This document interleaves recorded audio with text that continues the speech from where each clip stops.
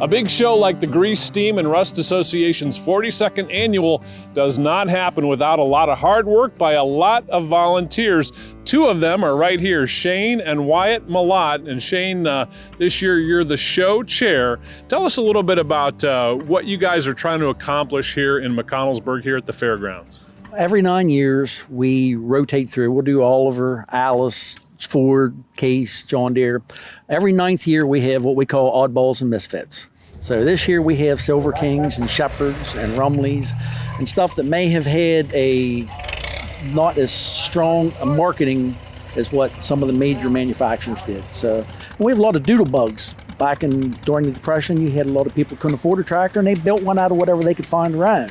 Lots to look at here at the show. What is it that you think really draws a crowd to this part of Pennsylvania and looking at these classic and antique tractors and engines? It's part of our history and part of our past and part of our heritage, and then it's also fun. You can have something that your grandpaps or your uncles or your dads or a neighbor that you remember all had. You can pick it up, fix it up, and bring it to show or bring it the way it is. And Wyatt, what do you love about this big show here in McConnellsburg? Doing some good for the community and making people happy. Tell us a little bit about some of the tractors that you really enjoy collecting. It don't matter what color it is, we have different colors of them. And you have a Minneapolis Moline, tell us about that. We use it for different things. We plant corn with it, discs. Sometimes they use it to roll with here on the track right next to us. And then you have a Rumley, right? Didn't come from the factory though, did it? No. We built a Rumley oil pool from scratch, a scaled down model of the real thing. You and your dad together? Me and my dad built it together over 3 years. And what are some of the features about that one that you and your dad built? There's not another one like it. One of a kind. So Shane, tell us a little bit about that Rumley that you and Wyatt put together. Well, a few years ago, I took him down to what's called Rough and Tumble, east of here, another tractor show at Kinser, Pennsylvania. And they have a building full of Rumleys. And I took my son there, and he said, "Dad, do you think we can have a Rumley?" And I said, "I don't think I have a truck big enough to haul a Rumley or a pocketbook big enough to buy one. If we want one, we'll build one." So we started out with a 3-horsepower Fairbanks Morris engine on a garden tractor. And if you look at my son here, he's getting really tall, and we outgrew that, so we made a bigger project. So we got it done last year. We've had it at a couple tractor shows, driving through the parades, and we use it on the apple cider press here at the show. And your work is good enough that it kind of fools people, doesn't it? I think it does. There's some people, they think it's real. We took it down to Kinser's last week, and some of the people that are really into it come up and they talk to us and compliment us on it. That makes you feel good when you take something, you build it from scratch, and the people that are into it appreciate it.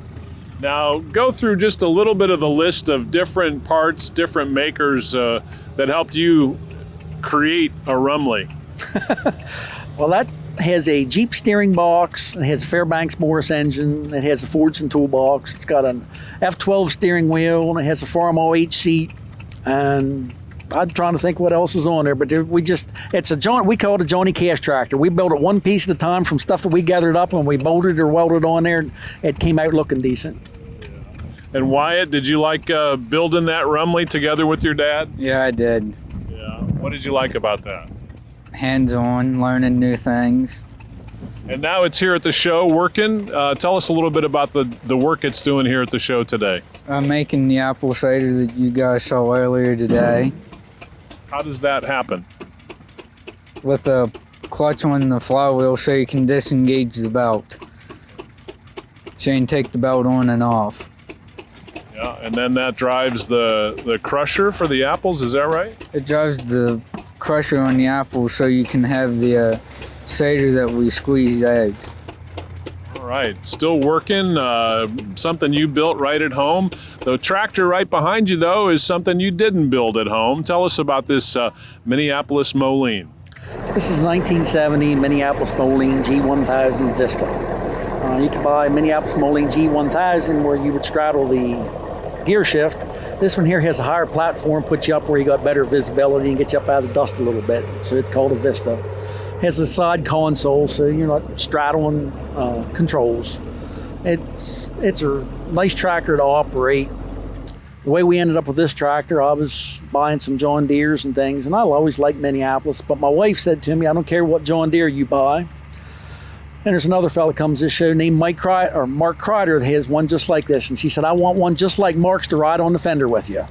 So it took me a few years, and I found this, and we drove it about 70 miles home. I didn't haul it because I didn't have a truck big enough, so we drove it home, and over a few years, we repainted it. And the Napa Auto Parts is across the street from our place. They didn't have any Minneapolis Prairie Gold, so it got painted John Deere yellow, but it keeps it from rusting. Tell us a little bit about the power in the G-1000. It's pretty beefy, isn't it? They have a 504 cubic inch naturally aspirated diesel engine. They're supposed to be about 110 horsepower. Yeah, that'll get some work done. We use it like my son told you. We plant corn with it, we disc with it, and do big tillage stuff. And it's a comfortable tractor to be on. Yeah. Why do you think it's so important to hold on to Minneapolis Molines? They quit making these tractors a long, long time ago. Well, just like the other flavors of tractors, they have a following. You like what you like. And there's some of us here, I've grown fond of them, my son has, and we got a few other people around and hanging out with us, and they're getting to be fond of them too. But when you go to a tractor show, some of the red and green ones, they're everywhere. The Minneapolises are rarer. And when you go to a show, the stuff that's rare is what sticks out at you. You remember that stuff more than the ones that they made tens of thousands of. And the big power of the G-1000 Vista, is that part of what connects you and Wyatt, this love of hearing these engines roar just a little bit? We like mechanical stuff. We've got a lot of different flavors of tractors here today. We even have a steam engine. It's not inspected to run, but we have a lot of stuff here today, and this is one of them, but we love this tractor too. Fathers and sons doing stuff together is kind of cool. Yes. We done this and we built the Rumley. I said, someday when I'm dead and gone, my son's going to have something that him and his dad built together. That's pretty special. Hey, thanks Shane and Wyatt for your work here at the show. Oh, you're welcome. Thanks for coming, Brian. All right, Shane and Wyatt Malott, they are part of the core group of volunteers that help make things happen here at the Grease, Steam, and Rust Association annual show. And they're having a good time collecting tractors and even building tractors of all colors. Hey, thanks for catching Classic Tractor Fever. Be sure to like and subscribe to our channel right here on YouTube. You can also find even more videos and branded merchandise over on our website, ClassicTractorsTV.com. Now don't forget, hit that like and subscribe button.